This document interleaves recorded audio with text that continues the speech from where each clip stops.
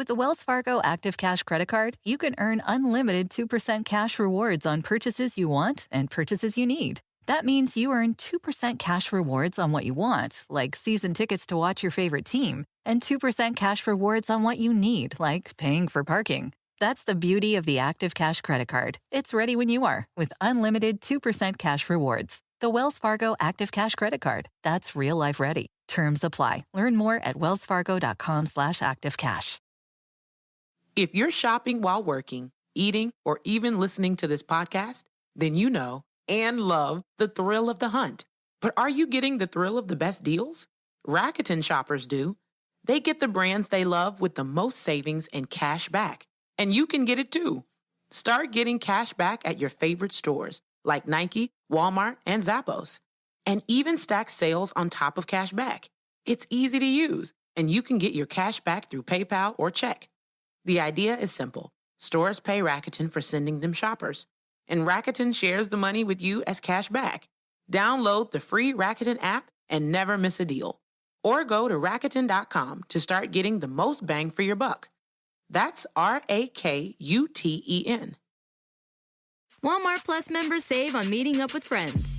Save on having them over for dinner with free delivery with no hidden fees or markups. That's groceries, plus napkins, plus that vegetable chopper to make things a bit easier. Plus, members save on gas to go meet them in their neck of the woods. Plus, when you're ready for the ultimate sign of friendship, start a show together with your included Paramount Plus subscription. Walmart Plus members save on this plus so much more. Start a 30-day free trial at walmartplus.com. Paramount Plus Essential Plan only. Separate registration required. See Walmart Plus terms and conditions. Hello, patrons. Welcome to this Orioles on the Verge daily recap. This is Zach. Happy to bring you the first daily of the 2024 season, as I'll be looking back at Friday night's contest between the Durham Bulls and the reigning AAA champion Norfolk Tides, which took place at Harbor Park. In the bottom of the first inning, Jackson Holliday would get things started for the Tides by belting a leadoff home run against Bulls starter Mason Montgomery. That set the tone as the Tides were going to defeat the Bulls 12-8 in this game, and Holliday had a very good night at the plate. Starting with that home run, which came off a left-hander in Montgomery, Holliday would ultimately go 3 for 5 with 4 RBIs, 2 runs scored. And it's worth noting that one of his outs in this game was a really hard-hit ball, a line out in the bottom of the second inning that came off the bat at 103.8 miles per hour. Holliday, after being sent down to the minors in a controversial decision by the Orioles, really picking up right where he left off in spring training, making good, solid contact at the plate. And it's worth noting that this home run comes off a pitcher that is regarded as one of the Rays' best prospects. MLB Pipeline has Montgomery ranked ninth on its list right now for the Rays system. Montgomery, a sixth-round pick out of Texas Tech in 2021, has had a good track record in the minor leagues. So Holliday getting that home run, getting his season off to a good start. Overall, the Tides lineup would collect 17 hits in this game. Connor Norby, who was batting second and playing in right field, goes 4 for 6 with 2 RBIs. Maverick Hanley and Peyton Burdick both belted home runs, with Hanley going 1 for 3 in the game, while Burdick went 1 for 4. Toby Mayo also picking up right where he left off this spring, as he went 2 for 5 in this game. His single came off the bat at 111.3 miles per hour, which was the hardest hit ball in all of AAA last night per StatCast. So you look at the performances of Holliday, Mayo, and Norby, it's clear that they pick up right where they left off after very good showings in Major League spring training.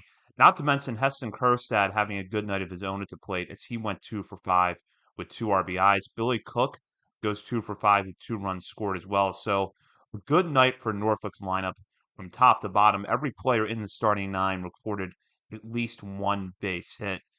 Looking at the pitching side of things now, Chase McDermott got the start for the Tides, and while his command was not very sharp, it was still a pretty good night for him at the plate.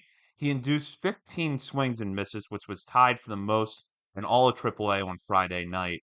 Topped out at 95.7 miles per hour with his fastball, and also getting some good results from his cutter, which is a pitch we know is pretty important for him as a secondary, inducing some swings and misses with that one.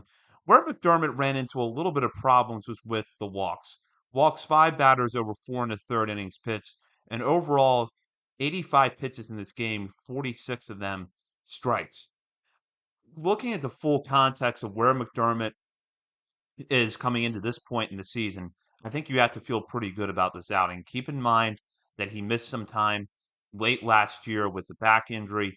While he did look good in camp, you don't always know how that's going to translate to the early season numbers, especially when you factor in that they're moving into a little bit colder weather, although last night at Norfolk was not that cold with a game time temperature of 67, but still having to go deeper into outings, you don't always know what you're going to get early on. So, much like last year, I think McDermott over the first few weeks of the season is going to have to work on efficiency. He's going to have to work on throwing strikes more consistently because, as we saw last year and as we saw last night, when he is in the strike zone, hitters struggle to square up on him. And the fact that you're seeing this many swings and misses out of the gate is a good sign. One more highlight to note from the Tide's pitching staff is Madison Charles delivered a scoreless inning of relief last night, and the fastball velocity just about where you would want to see it right now for Charles. We know that that's really a key thing for him. He was hitting the upper 90s, mainly 97, 98 with the fastball. Also, seeing him throw strikes is really important. We know that the command is really the big thing that Charles has to work on if he's going to get major league time this year. Last year in Bowie, after starting out there, looked really good early in the season, then struggled when he went to Norfolk. There were some encouraging signs late last season. And if you look at his performance in spring training and his first outing, it seems like he's starting to settle in and really locate his pitches more consistently. Last night, we primarily saw fastballs from Charles, but he did mix in a few cutters as well. Statcast has one changeup in there. I don't know if that actually was a changeup or if that was a cutter that was reported as a changeup. We'll have to see after a few more outings what his pitch mix typically looks like. But really, his ability to locate the fastball and one other pitch is going to go a long way towards him getting major league time this year because we know when he's on, he's got the ability to really shut hitters down. And if he could just throw strikes consistently, I could see him really dominating in AAA and being somebody that gets significant time in the major league bullpen this year. That will all remain to be seen, but based on the early returns, the Tide's looking pretty strong as they begin the 2024 season. They will continue their series against the Bulls this evening with Bruce Zimmerman getting the start for Norfolk in their 6:35 contest. And of course, the Orioles and the Angels will square off for game 2 of their season opening series at 4:05 today. So plenty of good baseball to look forward to on this Saturday. Bob will be back with you here in a couple of days to recap Norfolk's second and third games. And then, of course, we'll be on the air Monday night to look at the latest news in Birdland, both with a focus on the majors and the minors. In the meantime, thank you for listening to this daily, and I hope you have a great weekend.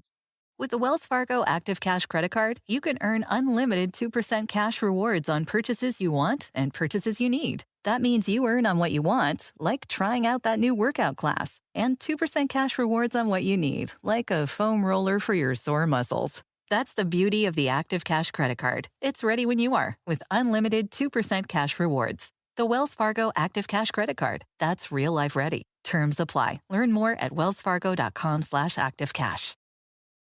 Luxury is meant to be livable. Discover the new leather collection at Ashley with premium quality leather sofas, recliners, and more, all built to last. No matter how many spills, scuffs, or pet-related mishaps come its way, the leather collection at Ashley is made with the durability you need for the whole family. Shop the new leather collection at Ashley and find chairs starting at $499.99 and sofas at $599.99. Ashley, for the love of home. You know when you're listening to a true crime story that has an unbelievable plot twist that makes you stop in your tracks? That's what our podcast, People Are the Worst, brings you with each episode. I'm Rachel. And I'm Rebecca. We're identical twins who love true crime cases that make you say, didn't see that coming, and we hate the people responsible for them. Listen to People Are the Worst now on Apple, Spotify, or wherever you get your podcasts.